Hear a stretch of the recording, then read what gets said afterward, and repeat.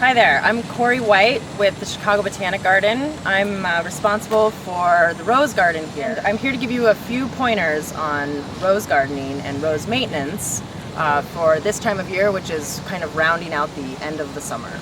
So with this rose, these flowers were gorgeous probably a week ago, and now they've been spent. And the trick question is, where shall I cut? The next bud, as you can see, is right here at the node. We would cut at a 45-degree angle, snip with your sharp pruners, 45-degree angles just above the bud. From this point, the bud will shoot an additional new growth from this cane, which will come to look like this eventually. And then hopefully, with any luck, provided on the weather, in about 2 weeks should look about like this. So here we have an instance of black spot within these roses, and a black spot will literally be, the term is coined because of the black spotting. We do periodic sprays for black spot.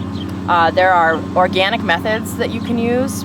One most well-known is actually the use of baking soda, where you would take roughly 3 tablespoons of baking soda to about a cup of water, mix it into a spray bottle, and apply a foliar application. These are a nuisance in the garden.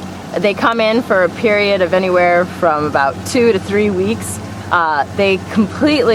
They have the potential to completely decimate a rose. So if you have time, the best advice that we have is earlier in the morning, when they're a little bit slower in activity, you can actually physically go around, knock the beetles off into a bowl full of soapy water.